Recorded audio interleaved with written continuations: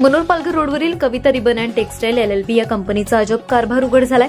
कामगारांचं PF न कापणे, महिलांना समोर बसवूनच परप्रांतीय कामगार काम करतात, स्थानिक आदिवासी कामगारांवर अन्याय, भेदभाव आणि अपमानास्पद वागणूक अशा गंभीर आरोपांनी ही कंपनी चांगलीच वादात सापडली आहे। एका आदिवासी कामगाराने आपल्या पत्नीच्या सन्मानासाठी आवाज उठवल्यानंतर त्यालाच कामावरून कमी करण्याचा धक्कादायक निर्णय व्यवस्थापनाने घेतला।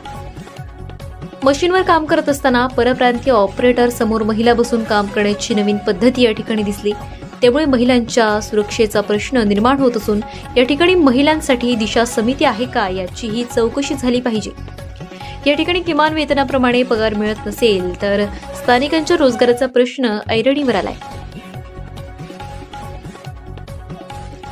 यावर भूमिसेना आदिवासी एकता परिषद आक्रमक झाली आहे। समान वेतन, सुरक्षित कामाची जागा आणि सन्मान हा कामगारांचा मूलभूत हक्क आहे। अन्यायाविरोधातील लढा अधिक तीव्र होईल असा इशारा परिषदेकडून देण्यात आलाय। दरम्यान कंपनीतर्फे समीर पाटील यांनी कामावरून कमी झालेल्या तिन्ही कामगारांना पुढील काम मिळेपर्यंत पगार देण्याचे आणि कामावर परत घेण्याचे आश्वासन दिले। मात्र न्यायाविरुद्ध आवाज उठवणाऱ्या स्थानिक भूमिपुत्र कामगार मात्र अन्याय कशासाठी असा प्रश्न निर्माण झालाय। नेटाली मनोर पालघर रोडवरील कंपनीतला हा कारभार कामगारांचा सन्मान की शोषण याकडे सर्वांचं लक्ष लागलंय। पाहूया भूमिसेना आदिवासी संघटनेचे परशुराम चावरे व आदिवासी एकता मित्र मंडळाचे संतोष जनाटे यांची प्रतिक्रिया।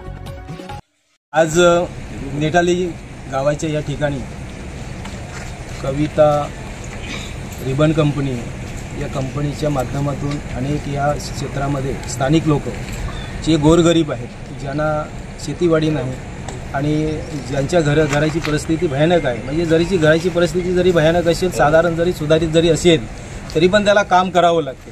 आणि काम करत असताना इथे एक प्रकार घडला। हा भूमिसेना आदिवासी एकता परिषदेच्या संघटनेकडे त्या लोकांनी लेखी दिलं आणि लेखी दिल्यानंतर ह्या तपासणीसाठी ही पूर्ण आमची टीम आलेली आहे आणि कंपनीमध्ये जाऊनही आम्ही बघितलं का एक कंपनीमध्ये वाईट गोष्ट अशी आहे की त्या मशीन एक ऑपरेटर असतो, त्या मशीनच्या ऑपरेटरच्या माध्यमातून समोर एक महिला बसवली जाते।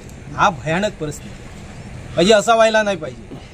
जर महिला त्या भैयाच्या समोर, एकाच पुरुषाच्या समोर, मग भैया असो किंवा पुरुष असो, पुरुषाच्या समोर जर महिला जर 10 तास सतत बसत असेल तर तिचं मन परिवर्तन हे होणारच होणार, हे कोणी थांबवू शकत नाही। आणि मग त्याला जबाबदार कोण? ते तुमची कंपनी। म्हणून या कंपनीला आम्ही सांगायला आलो का हे अशा पद्धतीने डोळ्यासमोर जर तुमच्या ह्या घटना ह्या दिसतात आमच्या याच्यामध्ये, ह्या त्या प्रकरणाची तुम्ही वाट बघतात का? तर त्यांना सूचना देण्यासाठी आम्ही आणि आमच्या डोळ्यासमोर पण हे उघडकीस झालं। ते याच्यानंतर आम्ही चेंबरमध्ये बसलो, त्या मालकांशी आम्ही संवाद साधला।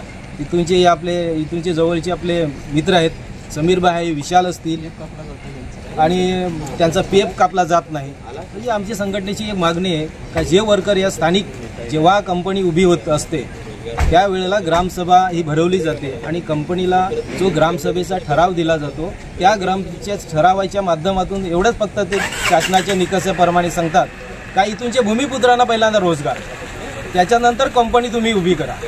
तुम्ही करोडो इकडे रुपये तुम्ही टाकत असतील, पण इथूनचे रोजगार जर तुम्ही UP बिहारवरून आणत असतील तर ते नाही चालणार। आम्ही आहोत ना इथे उपलब्ध, आमचे रोजगार इथे आम्हाला द्या, आम्ही काम करायला तयार आहे, पण 10 तास ड्युटी असते। 10 तास ड्युटीमध्ये महिलांनाही 10 तास ड्युटी, म्हणजे हे आम्ही त्या लोकांशी समज घालून आलो। आता याच्या पुढे बघू आपण कशा पद्धतीने काय होते। आणि त्याच्यामध्ये काही जेवणाच्या त्रुटी ज्या आढळल्या त्याही त्या मालकांशी आपण संवाद साधून का या कॅन्टीनच्या माध्यमातून काही त्रुटी आहेत तर त्याही त्या मान्य केल्या।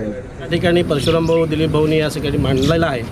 महिला सुरक्षित राहिल्या पाहिजेत त्या पद्धतीचे काही विषय, त्यानंतर सोयीसुविधा म्हणजे ते बाथरूम असेल, पाणी असेल, जेवण असेल, अशा सोयीसुविधा ज्या कामगारांना भेटल्या पाहिजेत, त्या कामगार म्हणून काही PF आणि आरोग्याच्या दृष्टीने ज्या गोष्टी झाल्या पाहिजेत त्या अशा सर्व गोष्टी कामगारांकडून जाणून घेतल्यानंतर कंपनी प्रशासनाशी आम्ही चर्चा केली आणि कंपनी प्रशासनाशी चर्चा केल्यानंतर त्याच्यातले होकारात्मक आणि काही गोष्टी पुढच्या काळामध्ये काही आजपासूनच अशा सुरू करण्याचा त्यांनी निर्णय त्या ठिकाणी दिला आहे। त्याबद्दल आम्ही आश्वासन आम्हाला सगळ्यांना त्या ठिकाणी दिलं आहे। ते आश्वासन दिल्यानंतर या ठिकाणी आम्ही इथे आलो आणि कामगारांशी आता जी चर्चा झाली ती आता बोलणं परशुराम भाऊंच्या माध्यमातून, आदिवासी एकता परिषद भूमिसेनेच्या माध्यमातून या ठिकाणी होईल।